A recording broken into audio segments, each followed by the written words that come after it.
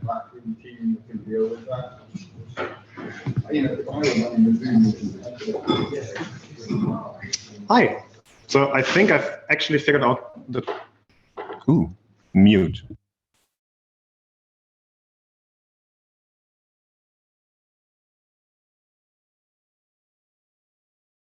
It was unmuted at the start. Okay. Okay, so Cool. can you see it on there? Yeah, it's coming through, yeah. Magical. Okay. I figured out the lecture room. Achievement of the day. Hi, everyone.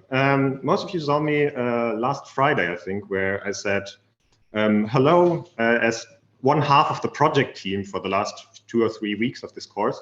The second half of the project team is actually here today as well. It's Jeva.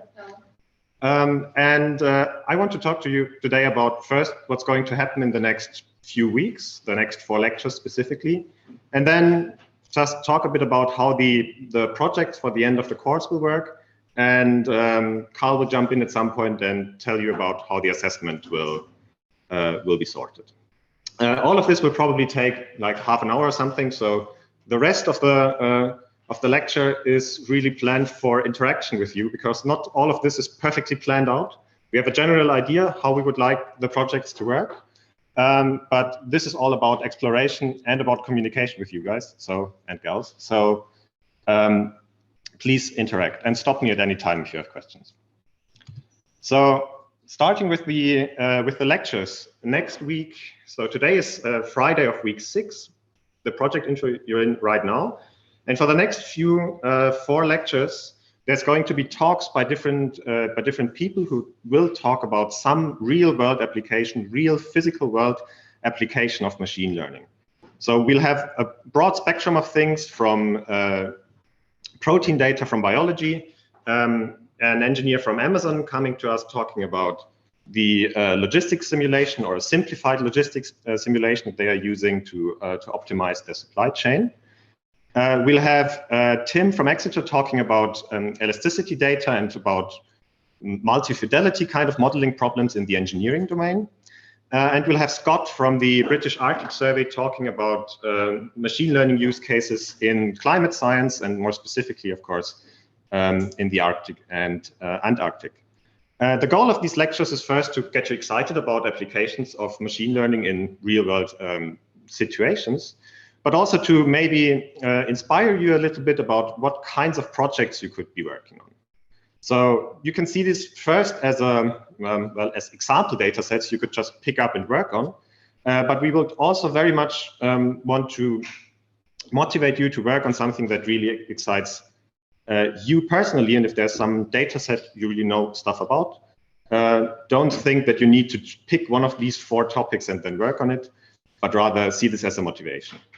The very last lecture will be a Q&A and a discussion where we want to do 2 things. So first, we'll probably have questions about your projects.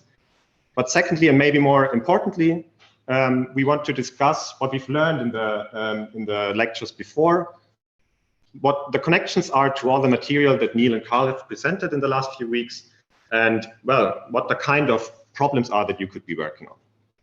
And hopefully also get some feedback from you about the course as a whole. So what might be most important for you today is the projects that you'll be working on. So the general idea of these projects, the general goals here are that we want you to apply what you've learned over the last few weeks on some real problem. Real here means that a problem that comes from sciences or from some engineering discipline, where the things that Carl and Neil have been talking about in a more theoretical way, where they've been drilling down that, oh, all of these issues of uncertainty, of sensitivity analysis, of multi-fidelity modeling, those are interesting from a mathematical point of view, but they really, really come up in concrete real-world problems all the time. And we don't only want you to take our word for it, but we want you to actually experience that. So we don't want you to come up with a new solution to some real-world problem, because that's probably very hard. It's not something you can do within the course of an assessment. But what we would much rather want you to do is to apply the material you have, show us that you've actually followed the course and understood things, and just play around with things a bit. So not only explore some data, train some machine learning model and be done with it, but what we want you to do is, as a team of students, identify an interesting problem, explore possible solutions, and then apply the material that we see in the course. And most importantly, to make things easy for you, if you can identify a problem set that you know something about, jump on that, work on these kinds of problems, will be much more exciting for you. You might get something out of it that you really enjoy, and it will make your life easier because machine learning in the real world is all about applying prior knowledge, and the more prior knowledge you have, the better it will be. So in terms of organization, I think the most interesting point for you is we would like you to work in teams of 3 as long as that's possible. And you'll have to hand in a report, I think by the end of the term, right? No, first day of next term, I think it is, right? Yeah. Okay, that's not the same thing. Okay, first day of next term, which is mid-January. I think. Or if it's the day before or something like that. Probably some Cambridge rule or something. You know much more about Cambridge rules than I do, so before first day of next term, sometime mid-January. And again, we don't want you to sink all of your time into this. So it's not about being theoretically correct on everything you do, presenting us with the biggest analysis that's ever been, but rather work on some interesting problem and tell a story about why you're making decisions that actually make sense in a real world scenario. So the goal is round about 8 pages. Tell us a story. Identify a problem and explain to us why this is an interesting problem. And besides handing in this report, which will be assessed, there will be a viva on the report as well. And I guess the important thing about the viva is, well, we want to know that you actually did the work, of course. But what we would also like to know is to learn your experience with working on these projects, giving us feedback about the course, about the projects, and about how much you enjoyed the whole thing, the whole experience, I guess. Is there something you'd like to add? No, so just of those 2 things, exactly what Marcus said, right? It's that we don't want you to write a perfect 8-page report. So that's why we do a viva, right? So the viva has 2 points. It's first passing Carl and Neil's bullshit filter of making sure, did you actually write this? That usually takes about 30 seconds. Then you can see it as a viva of us, right? So you need to make sure that we've actually gotten what you've done, right? That's the most important thing. And so we talk about the report, you get a chance to tell us more stuff, and we get to probe some questions to really just try and understand things. It's the easiest viva you're ever going to do if you've done the work, right? So it is the easiest one you're ever going to do. So see that thing as not a scary thing, but actually a huge benefit, because it's very hard to express oneself in 8 pages. Yeah, so that's basically it. Cool. To help you along the way, there will be one additional offer from Jeva and I, which is at least during November, and depending on how long we'll be in Cambridge, maybe a bit more later on as well. There will be office hours, namely Jeva and I will probably sit in the cafe area here for an hour every Thursday. Please, if you want to interact with us personally about the project, any questions you have, come and talk to us. And other than that, I'd really like to ask you to use Reddit for all the questions you have that might be of interest to anybody else within the course, because we really can't deal with email from all of you. So if you can help each other, or if you can ask questions that are interesting to everybody, please do so. We'll hopefully monitor it.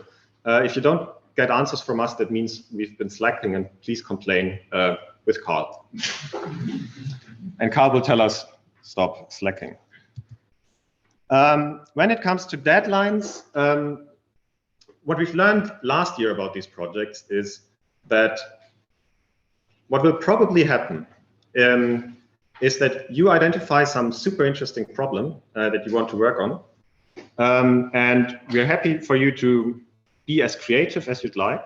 And we're going to have to stop you from doing too much work, hopefully. So that's why it's important to us to review what you're planning on doing sooner rather than later, such that you don't run off and do really, really far too much work. That would mean in a week from now, it would be great to have allocations for groups. I'm going to say a few words about that in a minute.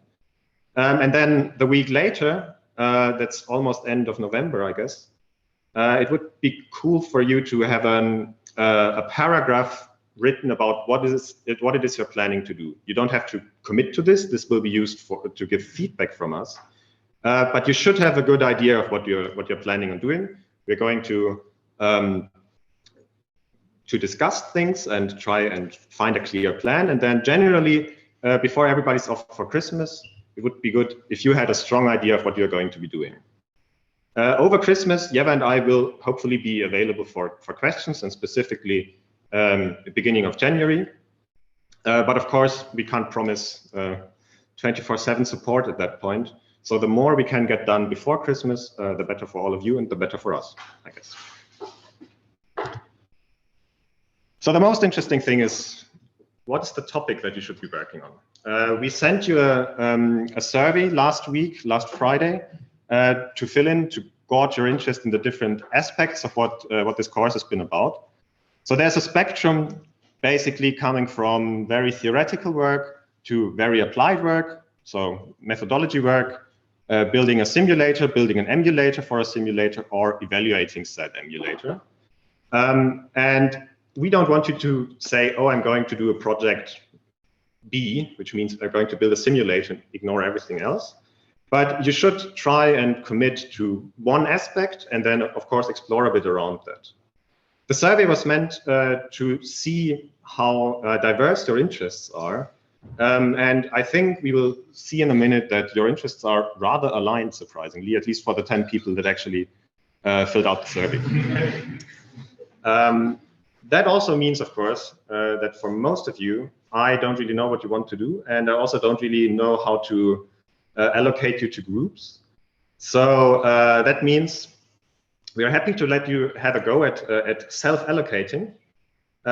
We just have the deadline next Friday, so you really need to self-organize here within a week. That would be really good. I think Carl and I will come up with a way of communicating the group allocations to us. How did you do it last year? Oh, there's a very involved non-parametric model and some amazing inference scheme and out-game groups. Okay, cool. So something will happen. The more information, the more prior knowledge you can feed to us, the easier the very complicated non-parametric inference scheme is going to be.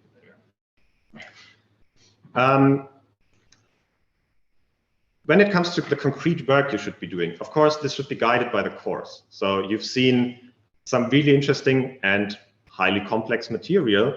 We don't want you to write a new paper which can be published in the next best conference. We want you to apply what you've learned and what you've practiced through the practicals that I guess you all used last week to actually do all the practicals, I'm sure. The work you've done within these practicals is pretty much what we want you to apply to some interesting project. So being a bit more concrete, if you want to work on more on the methodology side, what we ask you is, if you're interested in this kind of thing, working on methodology would imply not only using, say, Bayesian optimization on some specific problem, but maybe thinking about what are good schemes of applying Bayesian optimization. Why would it make sense in a specific real-world problem to apply non-standard BO?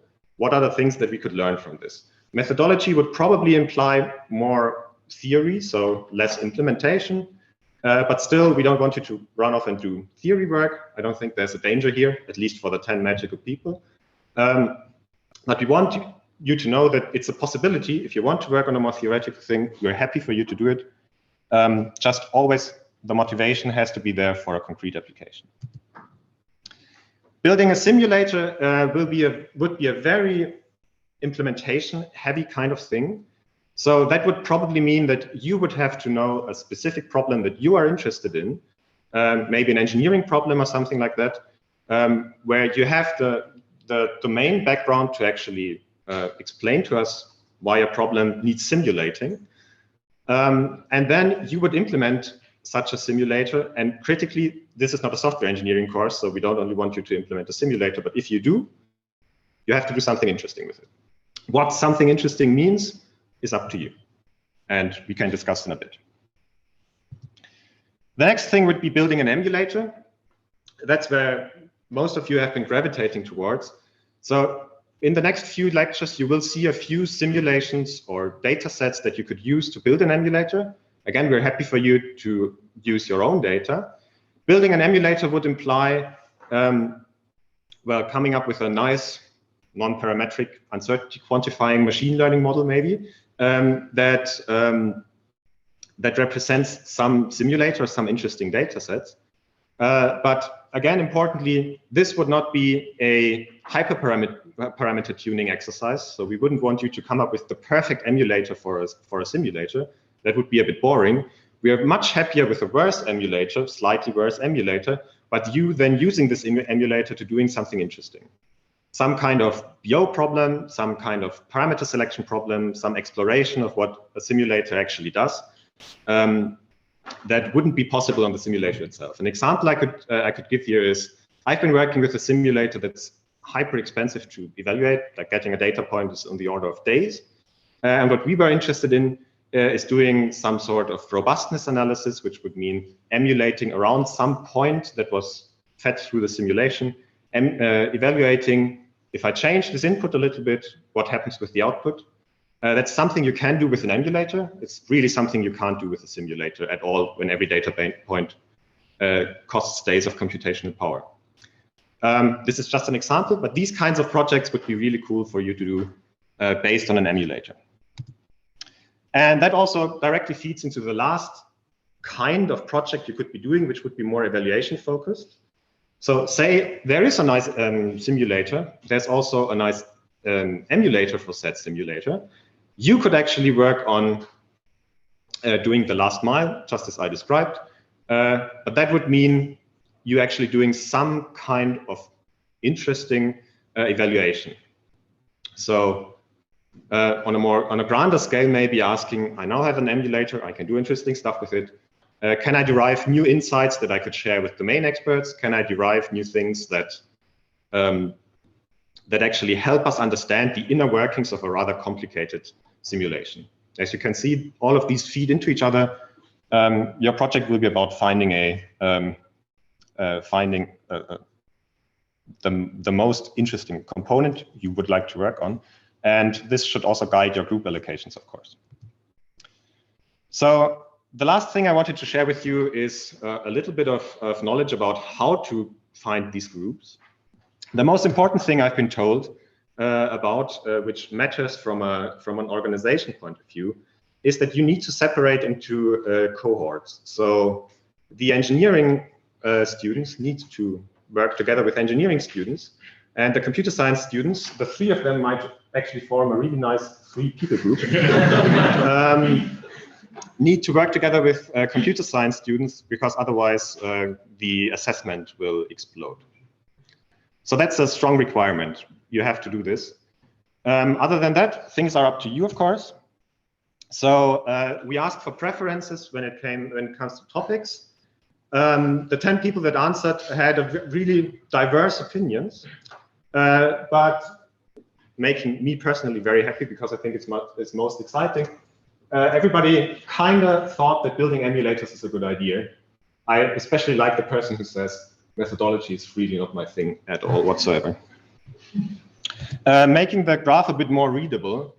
I ordered the answers, which was for every topic, how interested would you be in actually working on this in a ranking system. So you can see there are quite a few undecided people who say they would prefer to work on everything besides evaluation. And many people want to build emulators. So that should make your group allocations rather simple. But I can't tell you now who should work with whom, because I don't have the information. So going forward, I guess there's two things you can do. Either all of you could fill out the survey, and then I can do group allocations, or you can allocate yourself and communicate your allocations to us. And I guess, at least for the next few days, it's going to be up to you how you're going to do it. And by Tuesday, we probably have to decide on something, because by Friday, we're going to need groups. And I guess that's it for today. This is the kind of project we would like you to do. And I'm quite certain that I've been rather incomplete. So any questions, any discussion are really welcome. And please drill Carl and Neil about it, because they actually have to make the decision. So just on that last bit, should we make that a deal that we try and do it by Tuesday? Is that feasible? Marcus will sort out the form and put it on Reddit for people to report group allocations. And then whatever, you can't do that, then we will, Marcus will apply all these fancy statistics and come up with something sensible. So this form already is on Reddit. Please fill it out. Yeah. And there will be a second one that allows you to allocate yourself. Yeah.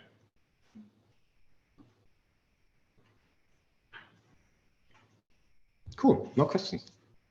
Are the groups of 3? So for the 7 engineering and Phil, how should we? Yeah, we will have to. Yeah, we'll sort that. We'll have one before then. We'll have to do that. That's better. Okay. Yeah. We could single out one student when they don't get to graduate. Yeah, that's true. There is a possible of other variables as well. I will have a chat with you guys about that. And we can sort that. Yeah. Do you have a list of project suggestions? No, and I don't think there will be a list of project suggestions.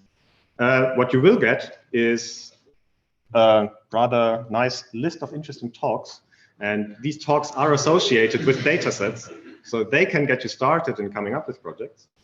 We probably can't share the projects that were done last year, I guess. No, so basically, yeah, last year was 90% running COVID simulations. Don't do that. What I can say, maybe I can say what I thought the best projects were.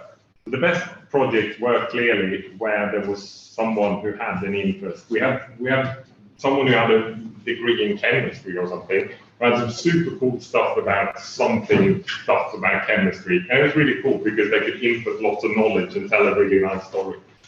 But that was cool.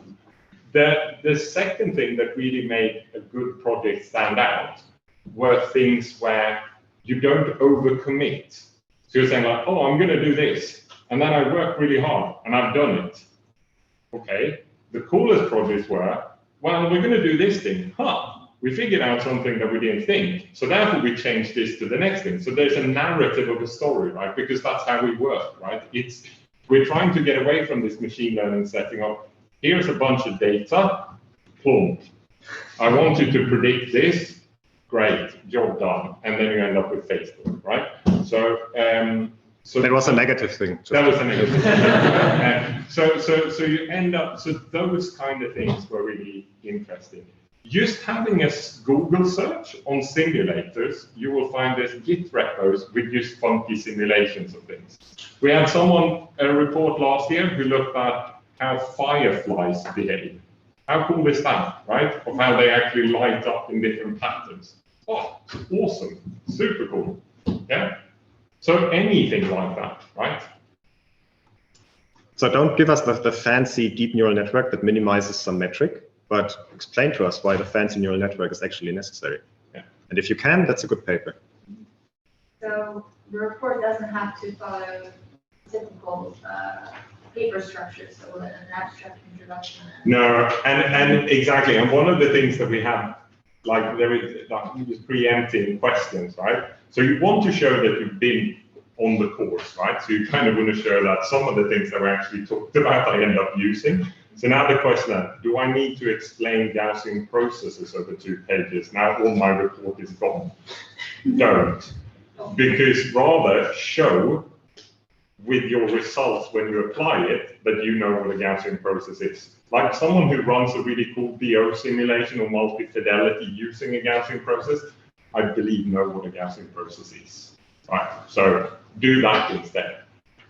And to give you a tip, be approachable. So if you happen to write an abstract, you might not be required to do it, but you might make the people who read the report really happy. So it might be a good idea to do it. And again, these are also the thing. This is why we're spending half an hour in the Bible, right? So the report, yeah, it should be there, but you will have the chance of us actually having a discussion about it afterwards. Right? Also, second tip: add an introduction. Can be very short, but you want to tell a story, so the paper structure is there for a reason. It can help you. Yeah. But beyond this, we won't be given any further paper structure. That's up to us. Yeah. Absolutely. 2 column, 1 column. Oh, here we go. It's like size to read. I would say the more columns, the better the grade. So if you can pull off an 8-column paper, go for it. We won't be checking for you to have exactly 10,000 characters in your report. If it's too long or too short, it's probably bad. So don't game the system, is I think what I'm trying to say. Or write a report on gaming the system. Is the Viva done one on like a page? No, we're doing it in a group. So we're doing the whole group. So we're doing individual bullshit filters, works really well, and then we use chatting, right? So that, and that's also why we're trying to have a group structure of 3, right? Because 3 is enough. If I would be in a group of 3, I'll be embarrassed to not do anything, right? If I'm in a group of 4, I'll be the person that you don't want to work with. I'll be the one that's awful for trying to see emails. That's me. So with 3, it doesn't really work that way, right? When approximately is the Viva? So we are going to try and read the report as soon as humanly possible, and then we'll use arrangements right off, like as soon. Let's say that you took 2 weeks. I'm just realizing we're managing this as a group of 4. Oh? Yeah, I won't be replying to anything after Is this. this why you don't reply to email? Yeah. You know, I set this group up specifically for this. Sorry, I'm just distracted by that. Yeah, you see? Damn it. But they should be You said a little bit too much there, didn't you? They should be, you should know better than to keep a little bit of uncertainty around your estimate. Definitely, yeah. Sorry, carry on.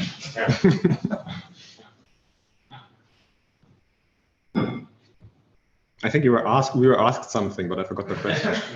Then when the Viva? Oh yeah, so we tried to, as soon as we manage to read the report and as soon as you manage to like talk, we'll do it now. As we said, it's not something, if you've written your report, you don't really need to prepare much at all, right? So it shouldn't be, so it's more up to us of just us having the time to read them. Yeah, so we'll try and arrange that as soon as possible so the course is out of the way, right? So is the Viva, is the report the only like content need for the Viva? Would they need to have like a presentation or something like that as well? You know, what could be nice is because, well, now we might be able to, I don't know if we might still do them over Zoom because it's easier for everyone, right? And then I would probably do, you know what, I'll put these plots up. I bet there'll be a question about this. We can talk about that. I want to show this stuff, right? Because as I said, it's you getting a second chance to show us what you've done, right? So take that, but don't prepare a long presentation, right? But Either will be relatively short, and it's quite likely that we'll have things that we want to explore with you in mind. So if you end up doing like a long presentation at the start of the Viva, that prevents us exploring the aspect that we want to just check with you on. So it's almost better, given the amount of time we'll have, if you allow us to steer it. Yep. But do feel free to have some content that you wanted to highlight yourselves. Where it wouldn't work well if it's just us sitting there listening to you give like a project presentation. Because the idea is a small enough group that we can talk about it and be a bit interesting. Yeah. This is also a really ML in the real world kind of thing. The normal thing to happen in a company is you prepare a nice 30-minute talk and then get 2 minutes to give it. So it's just real world preparation. Yep. Can the Viva lead, assuming we pass the bullshit detector, lead to different grades with different members? So we know we have to take that into account. Last year, we didn't have any of those. This is a really tricky one, right? Because it's always a group structured thing.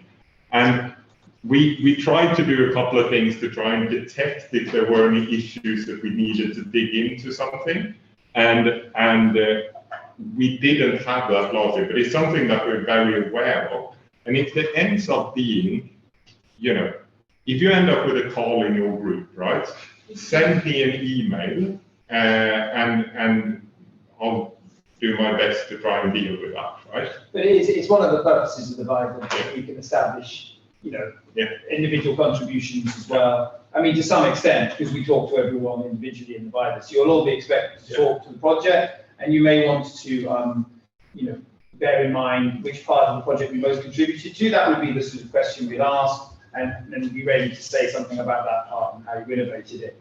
But I guess the point Carl's making is that we're going in there default assuming that there were equal contributions, and in general, last year we didn't see enough evidence to move away from that assumption in any of the Vipers, right? But it's something that we reserve the right to do as a result of the Viper. It just didn't come up last year. Last year, it felt like we were good enough equal contributions in each case.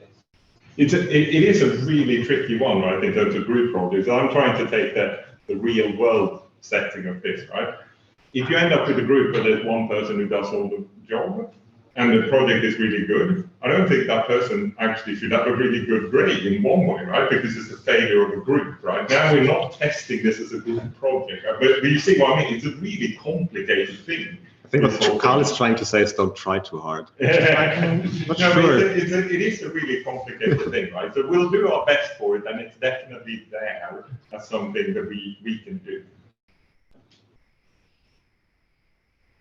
Yeah, I mean, one of the skills of machine learning is working with other people, particularly domain experts with different expertise. And, you know, we hope, the nice thing about this course is quite a diverse group of people attending it with different backgrounds. So expect quite a lot of you will be in that situation in the groups. And so the idea is that you're exploiting that diversity of capability, not, you know, and, you know, Marcus has done a great job on the presentation of the project. Within the scope of the project, you have the ability to do that. This is flexible enough. You know, one of the things the course is set up to do is avoid the trap of teaching towards such specific learning objectives that you kill the course. Because most courses are in this position of, these are the 7 things we're going to teach you, you know, what is the support vector machine learning algorithm, you know, I don't know, how does linear regression work, what's cross-validation, right? And then we have to teach you a course that's really specific and ask you all the same material on that. And the thing that always sticks in my mind is, think like film, the best children's films. If you've had to sit through, if you have children or younger brothers or sisters, or in the future when you have children, you will be really grateful to makers of children's films that create films that are watchable by adults, right? And you will really hate the creators of children's films that create films that appeal massively to children and are really unappealing to adults. So there's a really sort of thing like, what do you know at the end of that film? Well, it depends who you were. You know, you're actually trying to operate in different voices to different people. And in this course, the way it's set up, okay, we don't have a separation of adults and children, but we're not as skilled as children. I was wondering where this is going. It's set up for you to express the aspect that you were most comfortable with and interested in the course, while demonstrating, you know, a minimal skill set in the other parts. And if it's set up that we can mark that as a team and explore that as a team, we've already, you know, done a survey where the diversity of your interests and skills has been displayed. And that's why it's such a fun course to teach. You can take that example I said before with the chemistry simulation, right? So obviously there was only one chemist in that group, right? So now if I ask the question, what happens if this is whatever, you know, another electron on this thing, something, right? Like clearly that's one person who knows that, right? I'm just asking because I'm interested. You're not supposed to understand all of that, right? So to make use of that as well, right? Yep. So I have a couple of quick ones. On the format splits, all 3 from Phil, there may have been groups in themselves? No, we just wanted to make sure who we should bug. So CS is fine as one. It's just that we need to split because, yeah, the important thing is the engineering and stuff on the other side because there's some different marking things. I think the survey resulted in 0 people doing an MPhil anyway, so this is not a problem. And then also, is there any chance we can see like previous year's report, just so we get like a vague idea of what kind of you're looking for, or would you rather just go blind? I don't know. No, I mean, there's some good reports from last year. It's interesting. We'll give that some thought. It's on the positive side. It does help you see what to do. On the negative side, you don't have to do exactly what they did. Yeah.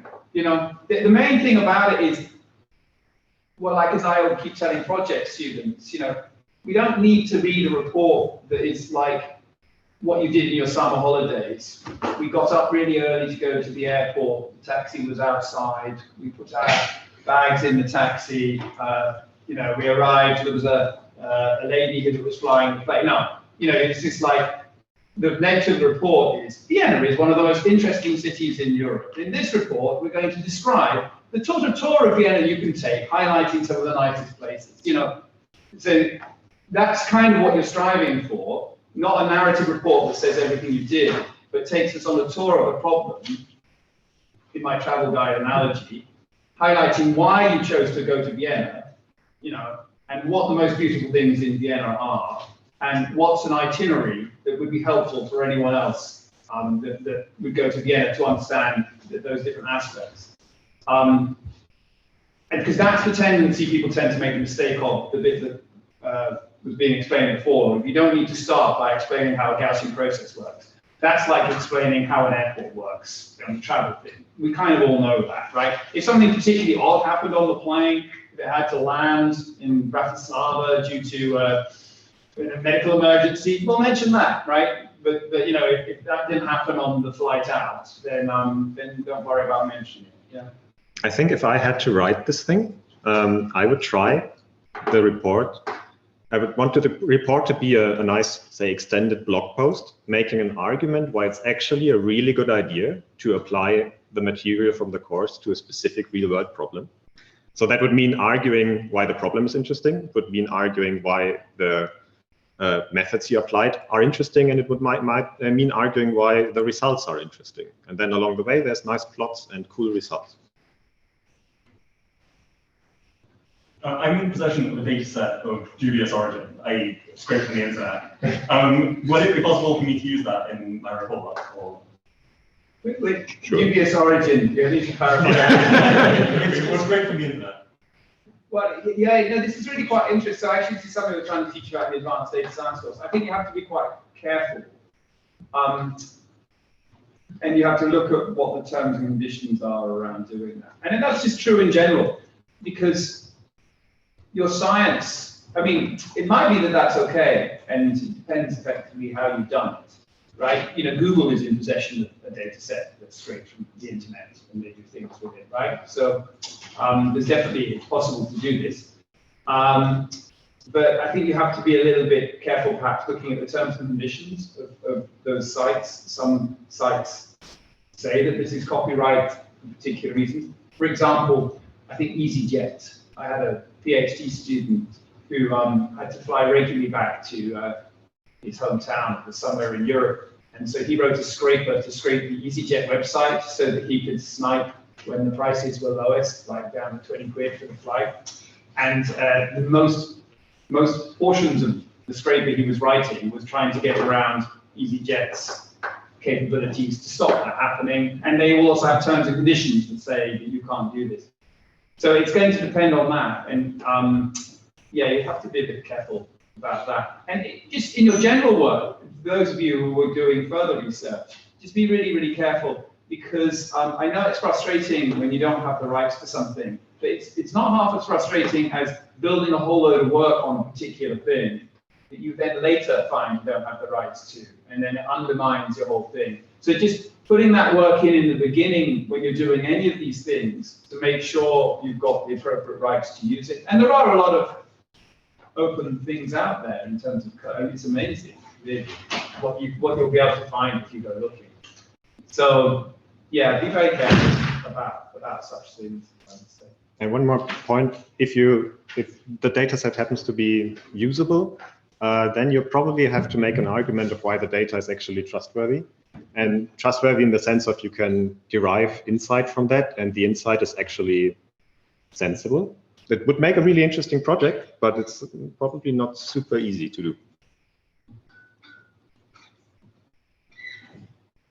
Yep. I have a question. So what if we don't get good results? Let's say we pick a problem that's, let's say, a niche or like unexplored, and we try to build an emulator, and then we fail for some reason, right? Because there's no literature on it already.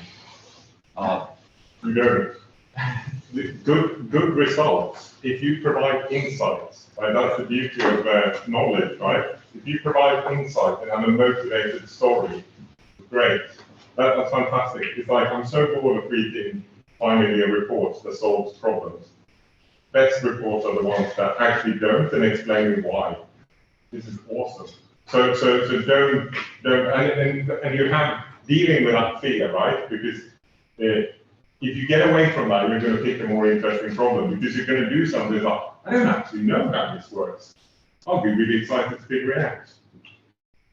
I've done emulation for really complex and diverse industrial problems, and not getting a result has never been a problem. You get surprisingly far with linear models. And usually, if you start doing emulation, the baseline you have to beat is somebody did something randomly. So that's a super easy baseline to beat with any kind of insight. As Carl said, I don't think you will have that problem. What would be a problem is probably saying, I tried training this emulator, it failed, and now I'm sad. But rather explain a bit why. Explain how it made you sad. Yeah, exactly. How you feel deeply. And also, the other thing is, don't think this thing of saying, because it is a course, right? And it's about you showing what you've learned. So say that you pick something, you start doing something, and then you're tired, so you start Googling on other people who actually looked at this, and then after 5 hours, you find this paper that's recently released that does something better than you did, and so forth. That has very little implication on this, right? Because if you had to do that, then you have to begin with a literature study, and then, that's not the purpose, right?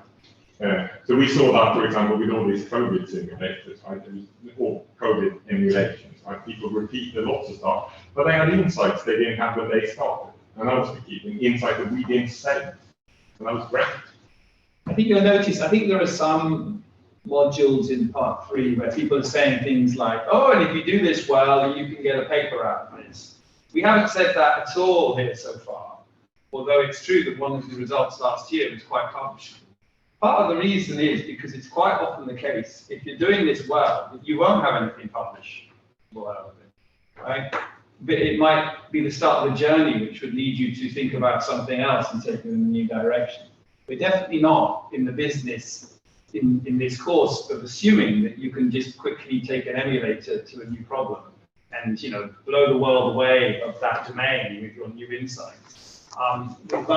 We're in a much more of a slow science mode here, in terms of it's quite likely that you may just develop your own insights. And one thing that happened, like to a student, one of my PhD students recently, is he was working on a data set where, in effect, the simulation that was being used was a neural network. And it was being used in a cognitive science context. And it's a famous paper that was showing something or other about, oh, look, isn't this neural network like how humans learn? And as you dive deeper and deeper into the paper, you find the answer is, no, it isn't. And you've actually misrepresented the results you have in order to make it seem like it is. And you've misled the whole community the last 4 years with your result and wasted a lot of students' time trying to unpick what's going on in your paper. And that pressure to turn an insight into a publishable result is what's doing that. And that is pervasive in the community. So you don't need to feel obliged. One of the things about the world is most things you discover aren't actually as interesting as you might think in retrospect. Like, you do some work on something and the world only surprises you rarely, right? Of course, you develop your insights through that work, and you develop your understanding, and you develop your ability to come up with a new experiment that might discover something new, right? And that's a process. And we're just at stage 1 on that process. So the possibility that you come up with some radical world-changing result is relatively low. But if you keep doing this process and developing your intuition about systems you're interested in, then I guarantee you will get ahead of everyone else and come up with a world-leading insight about whatever it is you're interested in. It'll just take a bit longer than a 3-month course to develop, yeah? By the way, the students that were working on that realizing that it actually didn't have the implications that other people had. That they published their own papers to kind of counterfeit them. It's extremely hard to do that. If you're going to say these things publicly, you now have far more work to do in order to dismiss that result. It's such a damaging thing that people do. So the paper is still out. So the paper will still be out there. Of course, I'll say to other people, don't look at that, don't worry about that. And that's why you get this ecosystem of trust sitting behind the scenes. Because the effort you now need to debunk that paper, to say that publicly, what that paper is and what they've done. Because in some sense, it's not fraud. It's just some misrepresentation. And if you look at the wording, very often it's cleverly done in such a way that it's quite hard to see. There was a recent example, wasn't there? There was this blog post about this psychological experiment and insurance, about whether you say at the beginning of the insurance form, do you swear you're honest, or at the end of the insurance form. And there's this nice analysis done of the data in that, where the mileage done by those that had filled in the insurance forms conforms beautifully to a uniform distribution between like 0 and 120,000 miles a year. And all this stuff that clearly shows that the data was made up. So yes, there was some fraudulent activity, and all the authors of that paper are denying it was them and saying they have no knowledge of that part. So yes, the interesting thing is we don't even know like which of those authors are telling the truth and which ones, but they all clearly lack some skepticism about their collaborators' piece. So there's gradients of behavior, like which at one level is just someone's being told by their supervisor they should get a result, and so they manipulate things towards the result, which isn't really fraudulent, it's just bad practice. To the someone's clearly made up data, or someone's taken data and results from someone else's paper. And most of the time we're actually in that, that some poor student was under pressure and being told, why don't you have a paper ready for NeurIPS? Everyone else does. And so the results, they may not even really understand how they've messed the results up, right? So if you want to go into sort of the activity of debunking those papers, it's really, really hard work, and you don't have any time for your own work. So what you kind of end up doing is starting getting familiar with which groups that's happening in, and just not tracking down their work, unfortunately. That's the sad truth of it. It would be nice, wouldn't it? In the real world, in the I don't know, in the Avengers version of scientists. It feels like there would be the proper like adversarial example, like checking if it is not even necessarily fraudulent, but like does it make sense? The issue is, I guess, that there's companies who made quite a lot of money from machine learning and who are really incentivized to do good PR about the things they are doing. And you're up against a large number of lawyers, PR experts, machine learning scientists who try really hard to publish in a way that's maybe overconfident, but super hard to give evidence into the other direction. So as Neil said, you're going to tricky thing that happened over, like when I started doing machine learning, you could read a paper over lunch, and then you said, cool, I'll implement this.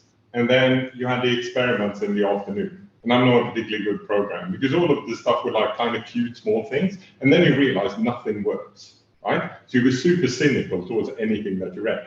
Now everything's this gigantic system, so no one can try anything. I think they're even harder. So I think even less things works, right? But now you look at it and the way that people now can communicate without someone actually being able to test everything. Now there's this narrative of everything just works and people are doing intelligence and all this stuff. And I bet you nothing works, right? It doesn't, right? And I think that's a really scary thing, right? You have to be really cynical about this stuff. But you don't have to be too. So I think on the very positive side, if you do your own science properly, it will come back and it will benefit, because if you do your own science properly, the ideas that you produce will work, and other people will find out that they work over time, right? And it just takes, unfortunately, the time frames over which those effects occur, we're talking like 5 to 10 years, not the sort of 6 months to a year where people want these papers to go on to do their PhD. The sort of pressure that a lot of you are under, if you want to do like a PhD next year and in machine learning, and people, all my applicants have a 3 publications from Europe or something like that. You know, I graduated from my PhD with only 2 papers, so it's sort of quite funny the pressure you're under now. But in some sense, you have to be really careful to succumb to that pressure and end up publishing something. You know, you erode your own capability to operate in the field. But if you just want to go off and work for like some company getting paid a load of money, then you know, obviously it seems to work, which is why so many people are doing it, because people aren't sensitive to that kind of long-term effect on what their work is, because by that time they're probably off doing something else. But I think, no, so that's fine. That's just the way of the world. You can't get too upset about it, but do know that the way of the world, if you passionately care about these areas and want to make contributions, and you do work well, and you find people to fund you doing that work well, you do get a payback in the long term. People notice, and you will find out interesting things and influence the way the world works. So bring it back to the project, I guess a cool outcome. And here's your starting point. Yeah. A cool outcome of this project would be that you work on a real problem for a few weeks, get a bit more cynical about things that people tell you work, but don't really work in practice. And from now on, you're a bit more skeptical when you get the next best thing in AI and the next biggest breakthrough that will change the world. It's probably not really the case. So well, yeah, don't worry about your project not having those results. Be much more interested in explaining what you learned by taking a sensible approach. I think we have 2 minutes left. Are there any important organization kinds of questions? Then please fill out the survey. We will add another one for group allocations, and see you next Tuesday.